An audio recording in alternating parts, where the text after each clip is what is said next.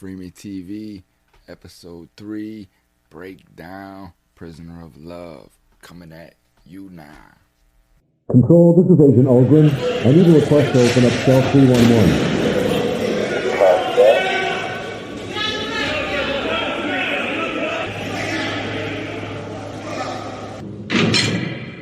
Free Me Podcast.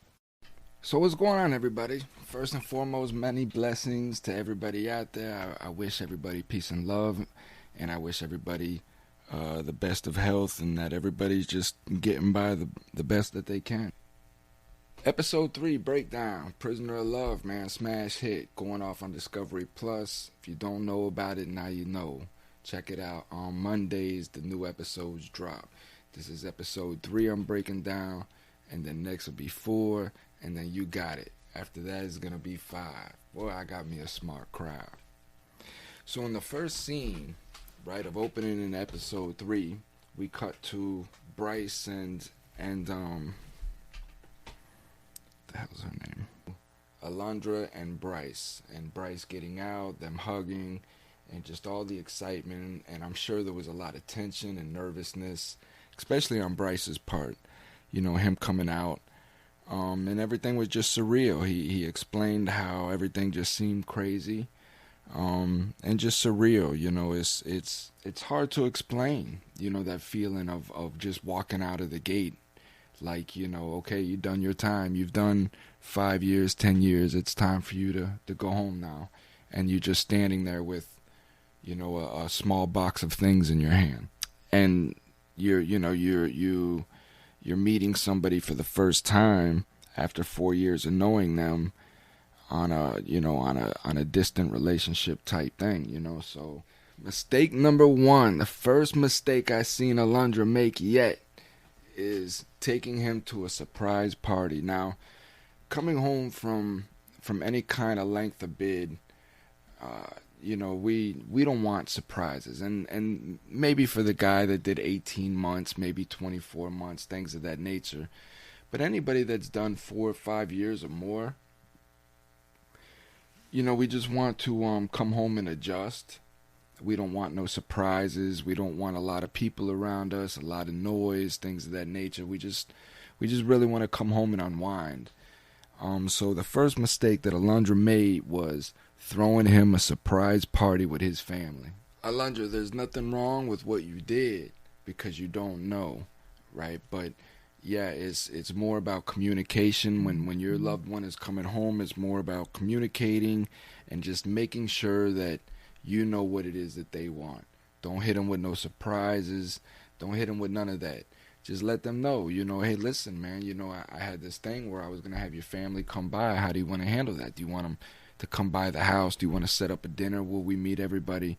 Just communicate with the person so they're prepared and they're not surprised, because we don't want surprises in those moments. Next scene, we cut back to Chelsea and her everlasting love with Michael. This guy's a lame. You know, you could just tell that he's just putting everything on.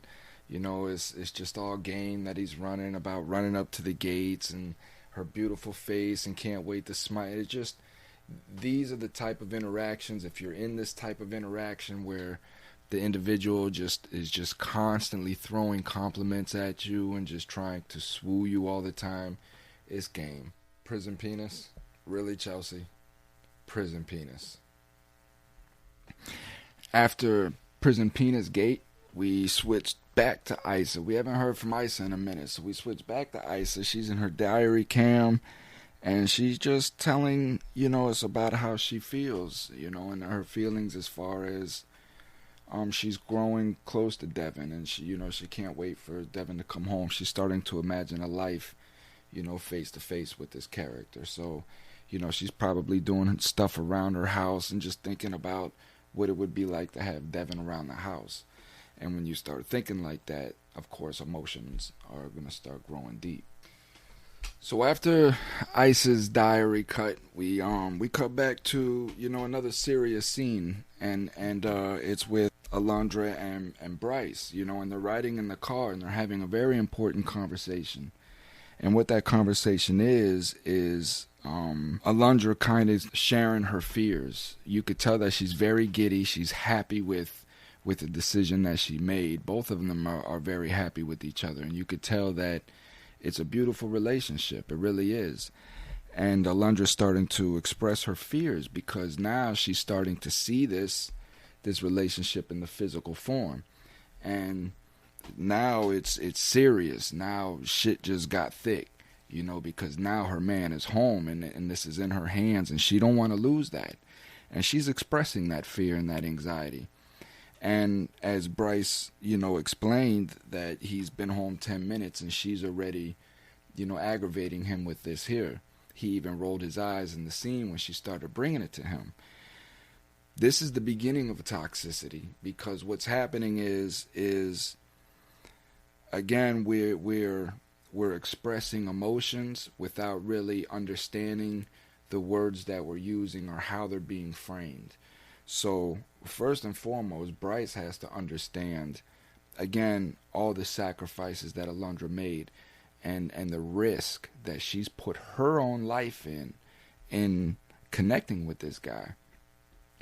And you have to understand that, and you have to allow that person to express those fears. And you have to show that you understand those fears and that you're going to respect those. And on Alundra's side, she also has to just make her point and never bring it up again.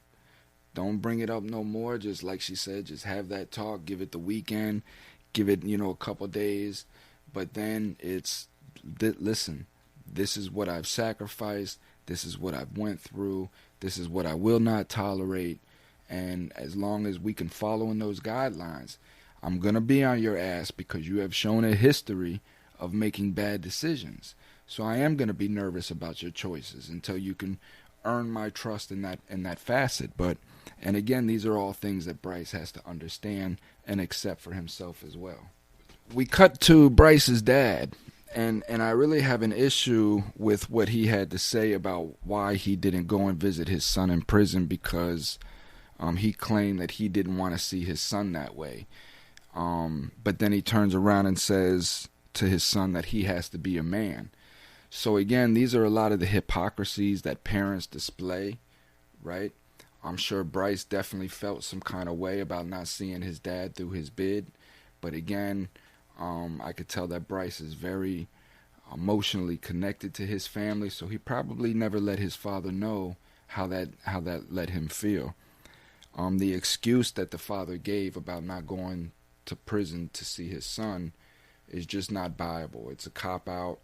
And again, it's that man's own insecurities for whatever reason as to why he didn't want to go see and support his son through the most important time of his life. Then again, it's that do as I say and not as I do attitude. So he's telling his son, I didn't want to go to prison. We had this deal. I don't want to come see you like that, blah, blah, blah. But yet you have to man up and go do your time.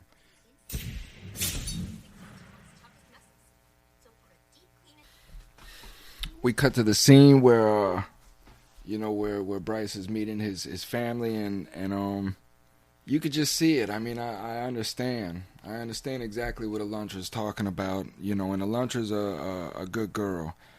She stepped out of the way, and it had to be hard on her as the only black person at the party, and I understand that as well. So again, I'm sure it was nerve-wracking for her. It was nerve-wracking, I'm sure, for Bryce as well, but in a different way. But for Aluntra, it had to have been a very, very stressful and tiring day for her mentally. So we hear from Bryce, and we hear about, Bryce's background growing up, and it's getting to be, how Bryce described it. I mean, that's getting to be normal suburbia, just growing up. You could tell that the parents are just all about themselves. You could see that, they're all about living, their own lives and taking things day by day, a survival family. And there's so many families in our communities that are living that way just by survival. Every day it's just what they can do And Bryce was gone. They had to survive, keep it pushing the way that they knew how. Bryce comes back, and then they act like, those 4 years never even existed. These are all traumatic things that we go through when we come home, and we just, in our own minds, we have to deal with these things and just put them on a back shelf and just say, you know what, that was that, and so on. But you can't.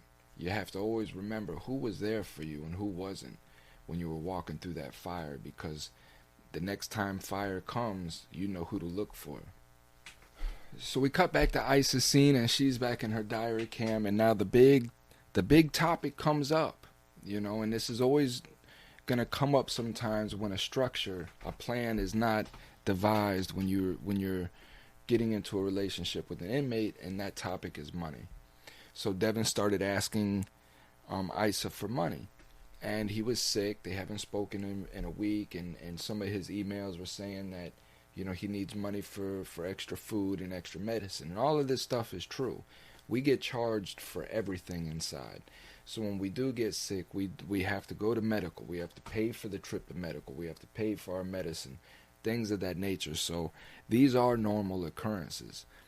Again, where Isa's mistake was not setting up a confine, some sort of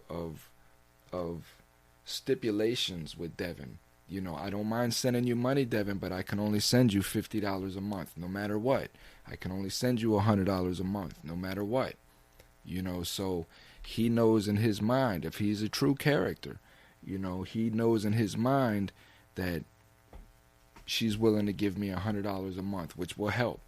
$100 a month, although is probably not sufficient, right? It takes about $200 a month to really kind of live comfortably in prison. But so $100 a month really isn't sufficient, but people can only do what they can do. My point is that when you're setting up that relationship, these things have to be discussed from the beginning. It's okay. It's okay to ask the inmate, how much do you bring in, or things of that nature. If he's a true person, he's going to tell you, no, it's okay. I don't need money. I'm good. I can take care of myself. Or he may just tell you, listen, I could probably use an extra $50 or $100 a month on top of what I do. So these are just discussions that have to be played out. So Isa calls Chelsea to get advice from Chelsea about what she needs to do, And here again, as I stated from episode 1, there's a critical lapse in the show, and that is that there is no conferencing with anybody that has that experience inside. As much experience as Chelsea has dealing with her prison matchmaking, she still don't know the ins and outs of daily life inside. And Isa clearly explained that she has no idea, and she's calling Chelsea for advice. What ends up happening in that conversation is Chelsea ends up worrying Isa even more, because Chelsea tells Isa that because the inmate is asking for money, that these are big red flags. He could be using them for drugs. He could be using them for all kinds of things, which this is true, but that's not necessarily true in Devin's place. But what that does is plant seeds into Isa's head and starts making her doubt Devin when she really has no reason to doubt. The conversation had to be right away with Devin when he was asking about this money was, again, if there's doubt, if there's mistrust, that has to be displayed. The person has to know that they're not being trusted. So you just would simply just tell them, well, listen, I know that we formed this relationship inside. I work hard for my money. I have no problem in helping where I can. But I need to know that you are being honest with what I'm sending you. Again, these are things, if it's a true intent on the individual inside, they will understand that obligation that they have to provide in order to gain this person's trust. Then now Chelsea ends up wrapping up the conversation about not sending any more money. Again, all of this is being decided without even having Devin in that conversation. So it's completely unfair to Devin. And these are conversations that have to be made with both individuals. Again, like I say, what we fear the most as human beings is the unknown. The fact that Isa has no idea is what fears her the most. How's everything going with Manuel? So we cut back to the scene where Chelsea finally gets to let her mom know about Manuel. She breaks the ice talking about how pretty the water is and how beautiful the weather is and all of these things, knowing that the big question is coming up. Now, here again is another hypocrisy that I don't like, and we don't even realize that we do it. And again, Mom Dukes, who I love, right? I love Mom Dukes because she's critical and she's very, very thoughtful. Like, her wheels are moving, as she says in the episode, this is her daughter. You know, but again, it's okay for her daughter to make other relationships and match other relationships, but it's not okay for her daughter to be in a relationship with a prisoner. And that's what I don't like. Chelsea. 2 weeks? Why are you doing your Mom Dukes like this, Chelsea? Why are you doing Mom like this, man? So Mom Dukes goes on to explain about, you know, the repercussions that Chelsea could be putting the family in, you know, bringing the stranger into, you know, their home, their family life, you know, in 2 weeks. You know, so the mom is making, again, some very valid points that a lot of times individuals don't think about when they're getting involved in relationships with people that are incarcerated. We cut back to Isa's diary cam, and she's explaining about a dream that she had about Devin robbing her, putting a gun to her face and robbing her. Again, I think that dream spawned off the fact that of the worry that Chelsea put in Isa's head, and her constantly thinking, is Devin beating her? Is he robbing her? Is he, you know, using her for her money and such, until the point that it manifested into a dream of hers. Isa is now talking to her friend on the phone, again, who has no experience in this whatsoever. So she's seeking advice from people that can't give advice. And that's always a dangerous thing, because when people care about one another, they're always going to tell them what's quote-unquote best for them. So even though that it's not the best in this situation, it's still them expressing their opinions based on nothing, you know, other than the fact as they don't want their friend to get hurt. So nobody's really telling Isa any good information other than the fact is, we just don't want you to get hurt. But she's not learning. There's no information there for her to learn from. She's just getting advice from people that have no advice. Here again, because Isa didn't set no boundaries, she's creating more chaos for herself, more pain, because now the emotions are a lot more than what they are from the very beginning. The very beginning, you can set up a structure and you can be cold about it, and these are the confines. But once these emotions start coming in, and you don't want to hurt people's feelings, is the harder it gets to have that conversation. We cut to the most important scene, I think, in the in season 3, and that's Chelsea now talking with Michael face to face, and Michael explaining that he wants to be celibate when he comes home. Of course, it blows Chelsea's mind, because she can't understand that, and no person with a logical mind is going to understand that, because again, it's game, it's manipulation. You're celibate now. When you're in prison, you're celibate, unless you choose the alternative. But when you're in prison, you are celibate, and that is your time to work through your celibacy and all the issues that it takes to. When you're locked up, that is the time that you're going through your celibacy. So for you to come home and say that I want to be celibate, it's game. It's manipulation. And if you're thinking on that conscious level of celibacy, you're not going to come home and be that way. It's just not when you're in a relationship. You're not, it just doesn't, there's no logic to it. You're not going to form a relationship with somebody and then tell that person that you're going to be celibate when you come home. That's one of the things that you open up out of the gate. Like, that's in your profile. You know what I mean? Things of that nature, because no one is going to understand that. In my personal opinion, the fact that somebody would say that they want to be celibate when they come home tells you that they're not engaged in that relationship, and that they just want to keep things on a back burner and hope that other opportunities come to them. See, again, the excuses that Michael is giving about the celibacy, about rushing into relationships and all of this stuff, what he's saying is true. And again, that's the manipulation, because a woman will understand that, right? But again, you're in prison. That connection has already been made. The spiritual side of that relationship has already been made.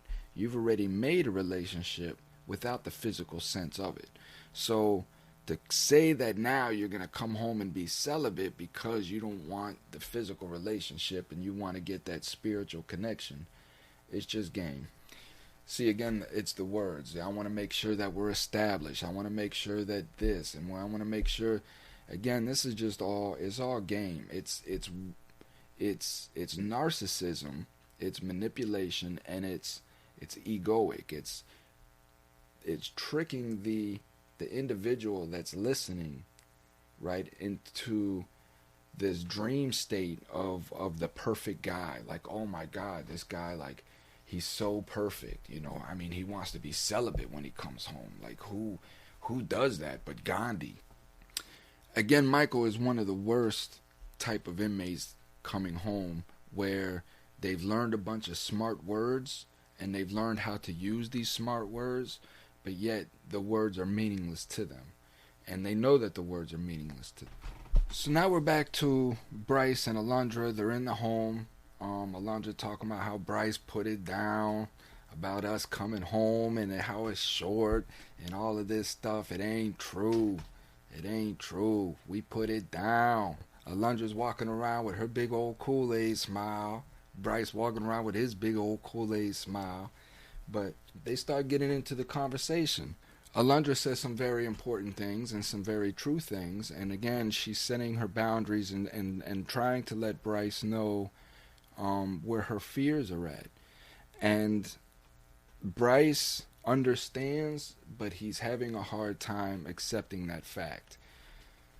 And this is important, because I've went through that. Like, I like to think that, I just want to be trusted. And it came to a point to where I was expecting people just to trust me. Like, man, listen, I got this. Don't even sweat that, this and that. But that's not how life works. And Bryce needs to understand that. It's going to take a lot of work and effort and a lot of conscious choices that Bryce is going to have to make. And these are the sacrifices that he's going to have to make, like Aluntra made, in order for him. He's going to have to make those same sacrifices for that relationship. And those sacrifices are knowing that trust has to be earned.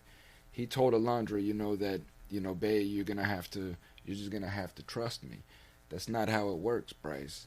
That's not how it works.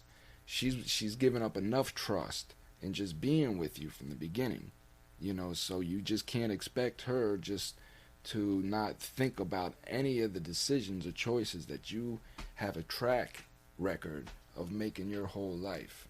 So that's what we have to understand, is proof of work. Our proof of work is not that great. So until our proof of work improves, people are going to look at the proof of work that we've already established, and we're going to be judged upon that. See, but Bryce has got a good head on his shoulders, and he understands what it takes to really survive coming out of prison. It's just whether he can do it or not. But he said something that's very key, is yes, you put prison behind you, but you never forget.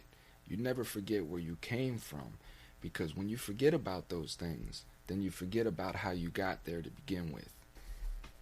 We cut back to Isa. She gets the phone call with Devin. Devin's a hard read. He's a real hard read. You could tell that Devin has a lot of street knowledge and history, so I believe that's why he's a hard read. But the conversation today with Devin and Isa led me down a darker path with Devin, and that was because I know manipulation, and I know when manipulation is being applied. And when the confrontation about money came up, Devin didn't try to ease her worry about the money. Instead, he tried to switch the subject into what it's going to be like when he comes home, and he tries to alleviate her worry with more fantasies of what it's going to be like when he comes home. And it worked, because she ended up turning around and sending him the $35. Now, does that mean that Devin is a fraud? It doesn't.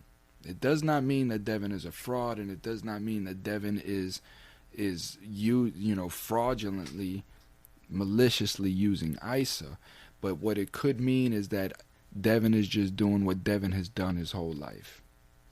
We cut back to Chelsea and Jonathan now. Jonathan is they're in the clothes department, and Chelsea's explaining the whole celibate thing to Jonathan. Jonathan's probably about one of the smartest, sharpest dudes that I've seen in the show so far, because he's telling her really good stuff. And like he says, this whole celibate thing is just an escape route. Back to Isa's diary cam, and she's still worried about the money. I don't think it's so much as the money. I think what Isa's more worried about is looking like a fool. I think that's where her worry is rooted in, is just looking like a fool, because she don't have much money, and she obviously works hard for the little bit of money that she has, and she just don't want to look like a fool, like she's sending this person money when everybody is telling her not to and such. But she's going with her trust. Yo, Bria is fine. Boy, I didn't know she was so damn tall, or Ice is so damn short. But either way, girl, what's up? Bria makes some good points, about, asking family, not asking your girlfriend for money. Again, that's true and not true, because it's about comfort, Guys like us, where we don't like to depend on people too much. And again, when we're, guys like us, we don't like to depend on people too much. So it's very hard for us to ask people for things to begin with. But you come to the understanding that you're in a position where you have to depend on other people, so it's just about comfort. He probably felt more comfortable with Isa asking her for the little bit that he needed versus asking his family, because probably of the track record, you know what I mean? There's probably an extensive track record with his family where there's no track record with Isa. So maybe he can start a fresh track record. We have to take in account that people do change, and they do want to change. But we also have to take into account their actions of prior. So we always have to protect ourselves, but just give people the benefit of the doubt. One thing I see Isa doing is again, stressing herself out and worrying herself, because she's falling. Like I said from the very beginning, she's falling with no safety net, and she don't know how she's going to land. The biggest way to avoid that, again, is to just set confines, set up a structure of what you will do. If you know that you spend $40 a month on bullshit, and you don't mind sending it to this person here, then know that $40 is going to this person, and don't ever think about it coming back to you or whatever, because you already made a decision in your head that you were going to help this person, and that is in the confines of help. So now Chelsea's standing in the middle of the snow out in Idaho somewhere, and she's waiting on Michael. Again, these are instances where we set ourselves up for the misery that we put ourselves in. And it's just taking chances and delusions and fantasies, you know. How many women have stood in the snow like that, waiting on somebody to come out of prison to nobody, you know.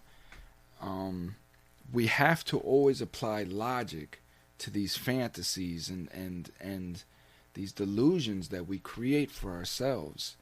We want things to be real, and we want them to be the way that we've envisioned them, but they're not always that way. And then when that happens, we beat ourselves up. We feel embarrassed. We don't even want to see our family. I don't know how Chelsea's going to recover from this, especially coming off Manuel. So that's it, man. I hope you enjoyed season 3 wrap up. I'm going to do season 4. It dropped last week on Monday. I'm going to break that down. Tomorrow, I keep saying season, man. So that's it, man. Episode 3 wrap up. I'm going to give out. Listen, man. Episode 3 breakdown done. Peace. We out.